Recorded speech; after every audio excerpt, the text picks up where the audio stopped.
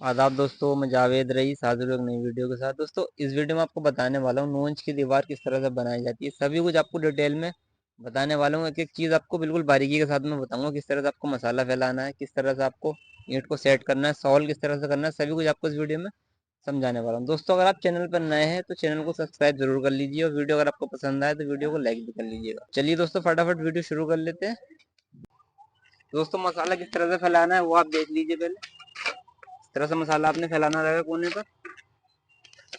बहुत ज्यादा मोटा मसाला नहीं लेना है, ठीक है। हाफ इंच मसाला ले रहे हैं हम यहाँ पर। इस तरह से इसको इस साइड से ऐसा दबाएंगे आगे पीछे करते हुए, ठीक है। इधर से वापस इस तरह से उंगली का भी सहारा ले सकते हैं इसको फोर्स देने के लिए नीचे। ऐसे इस तरह से आगे पीछे करते हुए लाना रहेगा इसको। ऐसा करना है, साइड से ऐसा करना है, फिर आगे की तरफ इस साइड से मसाला खींचना है ऐसे, फिर इस साइड से वापस पीछे की तरफ लेकर आना है इस तरह से। इसको एकदम सीधा कर लेना है, ठीक है। ऊंचा नीचा नहीं होना चाहिए, वरना ईंट भी हमारी ऊंची नीचे हो जाएगी तो आगे हमारी दीवार सीधी नहीं रहेगी।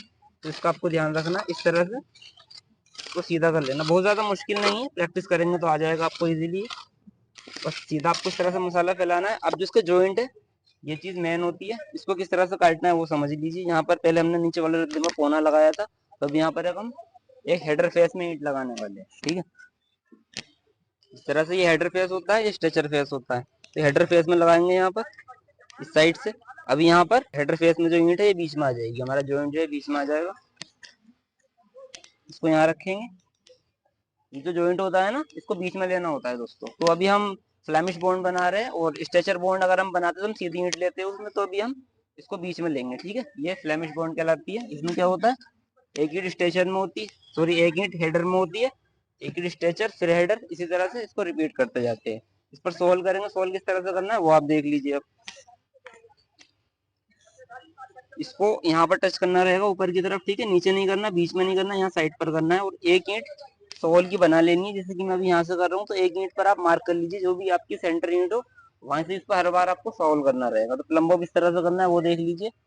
इसको यहाँ पर टच करेंगे, थोड़ा पास से दिखाओ। इसको यहाँ टच करेंगे तो अभी नीचे देख पा रहे हैं आप कितना खुल रहा है। ये अभी ज्यादा खुल रहा है, इसको इतना खोलना है सिर्फ ये हवा बराबर ना हिलता रहे, इससे ईंट से टच भी ना हो, ज्यादा बाहर की तरफ भी ना है। तो हम इस ईंट को अंदर करेंगे, ठीक है। और इस डोर पर आपकी ये उंगली टच नहीं होनी चाहिए, इसको आपको ध्यान रखना है। थोड़ा पीछे कर लेते हैं।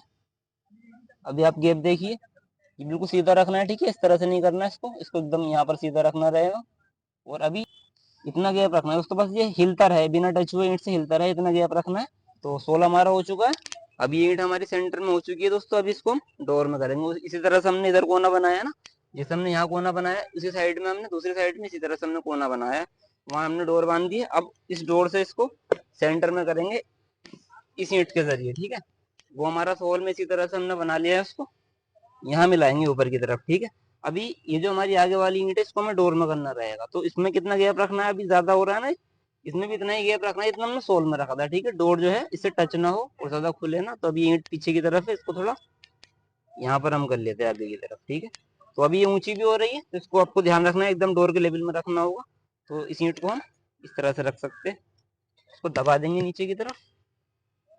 तो अभी ये देखिए आप, एकदम ये हमारी डोर में आ चुकी है, ठीक है। इतना इतना गैप रखना है डोर में, बस डोर बिना टच के ईंट को हिलती रहे, ठीक है। कमी ज्यादा नहीं करना है आपको।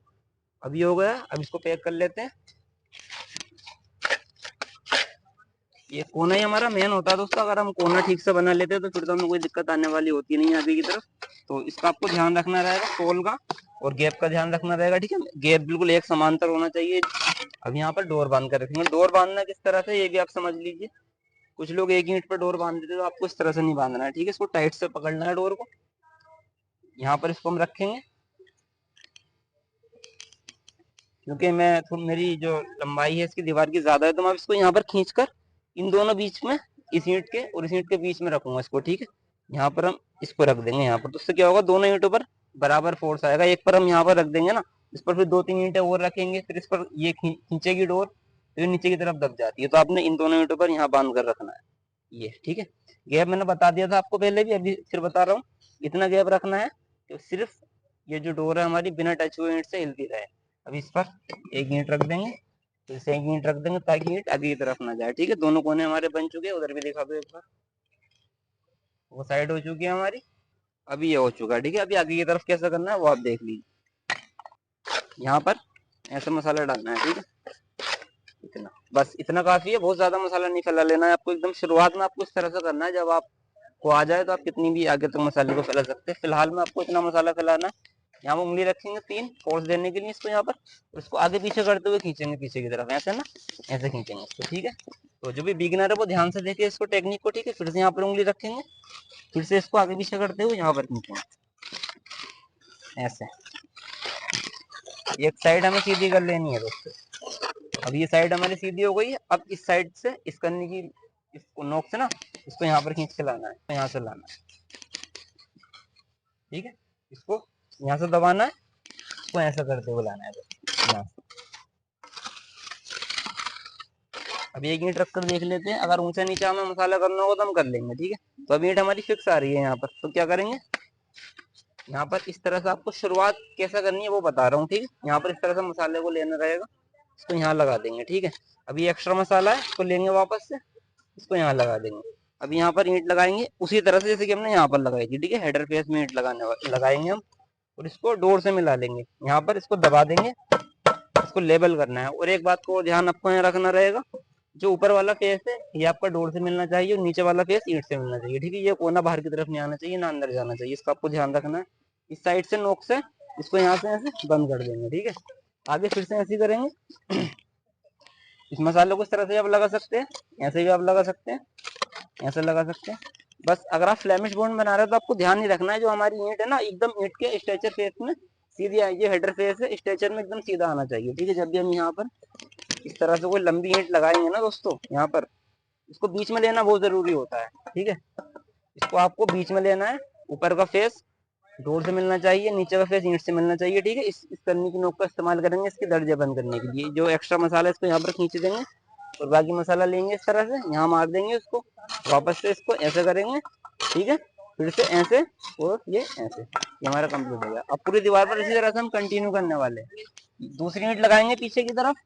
तो अगर पीछे दीवार हो तो कोई दिक्कत नहीं, आपको इसी तरह से डाल देनी है पीछे की तरफ से। आगे हर बार इसी तरह से कंटिन्यू करना है। एक ईंट हेडर फेस में आएगी, एक स्ट्रेचर फेस में आएगी, फिर हेडर में आएगी, फिर स्ट्रेचर में।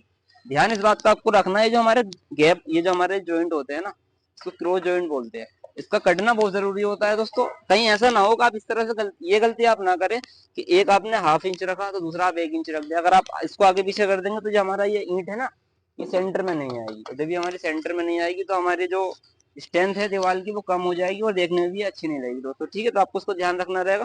कंटिन्यू इसको इसी तरह से कर देंगे आगे की तरफ। और सोल का आपको ध्यान रखना है, डोर का आपको ध्यान रखना है। गैप मैंने आपको बता दिया कितना रखना है, ½ इंच को रखना है, और ½ इंच आपको मसाला लेना है नीचे की तरफ। इसी तरह से पूरी दीवार को आप कंटिन्यू कर सकते हैं दोस्तों। अगर वीडियो पसंद आया तो वीडियो को लाइक शेयर कीजिए। मिलते हैं बहुत जल्द एक नई वीडियो के साथ।